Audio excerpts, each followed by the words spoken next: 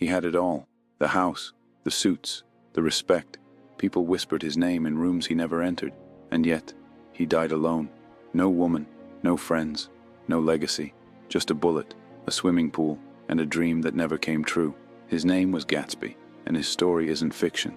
It's a warning. Because you, yes you, are chasing the same green light. The girl who left. The success that hasn't come. The life you should have had by now. But if you're not careful, you'll become him.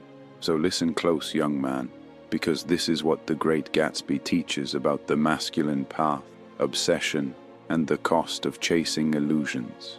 James Gatz was born with nothing. No status, no wealth, no father figure. He looked at his reflection and hated it, so he made a decision most men never do. He burned the version of himself that the world expected, and he rebuilt, brick by brick, word by word, day by day. He changed how he walked, how he spoke, what he read, who he allowed near him. He became J. Gatsby, not by accident, not by luck, but through deliberate masculinity. A man is not born, he is built. Through routine, through discipline, through vision. He stopped reacting and started crafting. Every morning had a purpose. Every evening had reflection. While others drifted, he directed.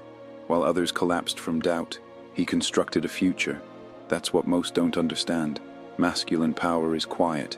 It grows in private, and when it arrives, it speaks for itself. Gatsby knew something most men avoid. To rise, you must suffer. You must be willing to be alone, to be doubted, mocked, misunderstood. Because in solitude, clarity is born, and in clarity, power awakens. But Gatsby made a fatal error. He built himself for someone else. Every suit he tailored, every party he threw, every dollar he earned. It was for her, Daisy, the girl who slipped away, the one who chose comfort over loyalty, the one he couldn't let go of. He didn't love Daisy. He loved the idea of her, frozen in time, untouched by reality. He was chasing a moment, a memory, a lie. Never make a woman your North Star. When she becomes your purpose, you lose your edge. And when you lose your edge, you lose yourself. A woman should complement your mission, not become it. If you build yourself hoping she'll return, you'll die waiting. Every night, he stood at the edge of his mansion, looking across the bay, watching a tiny green light blink in the darkness. That light represented hope, desire, a dream he couldn't let die. But it wasn't love. It was ego. It was addiction. He told himself, if I become rich enough, elegant enough, important enough, she'll come back. But let me ask you something. Have you ever tried to recreate a perfect memory? You can't, because it never really existed. That's what nostalgia does. It blinds you. It seduces you into believing that the past was purer, that the love was deeper, that you were better. But it's a trick. You're not in love with her. You're in love with who you were when she looked at you. Don't waste your power chasing the past. Masculine strength is forward-facing. Let ghosts stay buried. The strongest men are not the ones who avoid pain. They are the ones who bury their past with honor and move forward without looking back. Gatsby had drive. He had mission. He had the raw ingredients of greatness, but he traded all of it for a woman who hesitated when he needed her most. He placed his kingdom in her hands, and when she dropped it, so did he. A man without purpose becomes a slave to his emotions. Women are drawn to power, not worship. Lead, don't chase. He forgot the first rule of masculine energy. It radiates from the inside out. When you give it away, when your fire depends on her oxygen, you become a shell. Purpose must be forged in silence, and your direction must come from within, not from praise, not from applause, not from validation, because the world will not reward your softness. It rewards your strength. It rewards your ability to carry weight others refuse to touch. Tom Buchanan was no saint. He was arrogant, brutal, entitled, but he held his frame. He never begged, never lost his center. He expected loyalty and got it. Meanwhile, Gatsby, the self-made myth, broke. He waited, he pleaded, he obsessed, and she chose Tom. Not because he was better, but because he didn't need her to exist. Masculinity without self-respect is just decoration. Your dignity must be non-negotiable, or someone else will write your story. A man who begs for love loses both her and his own reflection. Let your presence be so firm, so clear, that silence speaks louder than pleading. Do not try to prove you are worthy. Know that you are. Gatsby threw the biggest parties in the city. Endless champagne, jazz, laughter, fireworks. But when he died, no one came. All the people who drank his liquor, danced in his house, said his name with pride.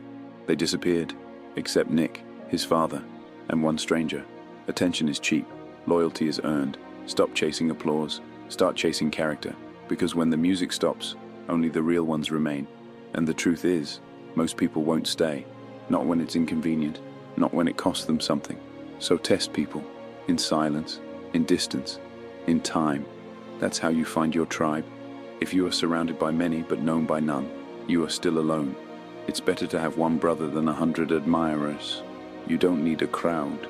You need a circle. And even then, let it be earned, not invited. Nick wasn't flashy, he wasn't rich, he didn't need to dominate the room, but he saw, he watched, he listened, he judged, he understood the game, and stayed clean. And when it was over, he walked away, intact. You don't have to be the loudest man in the room, just the sharpest. Stoic observation beats desperate participation. There's strength in restraint. There's power in knowing when to not play the game. Sometimes the most masculine act is to walk away, calm, clear, complete, because clarity doesn't shout. It whispers to those who are still enough to hear. Gatsby wasn't weak. He was powerful, focused, legendary. But he made one mistake. He anchored his identity to a fantasy. He didn't need Daisy. He didn't need validation. He needed purpose. He needed a reason beyond revenge, beyond nostalgia, beyond obsession. You can become rich, powerful, respected, but if your why is rooted in insecurity, it will collapse. Build yourself, but build with a foundation of truth. Build from your pain, not for revenge, but for legacy. If your mission isn't bigger than your heartbreak, you haven't found your mission yet. Your empire must be built on bedrock, not on the need to be seen. Make your name echo, not for noise, but for the meaning it carries. You are not Gatsby, not yet, but you might become him. Every time you check her profile, every time you train hoping she notices, every time you grind to prove them wrong, you feed the ghost, the illusion, the lie. Let it go. Don't build your empire for revenge. Build it because you're unwilling to be average. Make your pain sacred. Make your solitude holy. When you work, work in silence. When you bleed, bleed with purpose. When you rise, rise alone. That's how you become a man the world cannot ignore. Let others flex. Let others chase. Let others drown. You stay still. You go deep. You build in shadows. And one day, the world will ask where you came from. And the answer will be, I never left. I just never needed the spotlight. You will know you've won not by what you gained, but by what you no longer need to seek. Picture this. A man stands alone at the end of the dock. The green light blinks. The fog rolls in. The past whispers his name. But this time, he turns away. He walks back to the weights, to the silence, to the mission. He no longer needs the dream. He has the discipline. The world is full of men chasing illusions. Be the one who creates reality. Let them chase the light. You become it. This is the marble sage, where masculinity is forged, not faked. No motivation, no fluff. Just discipline, awareness, and the work it takes to become a man.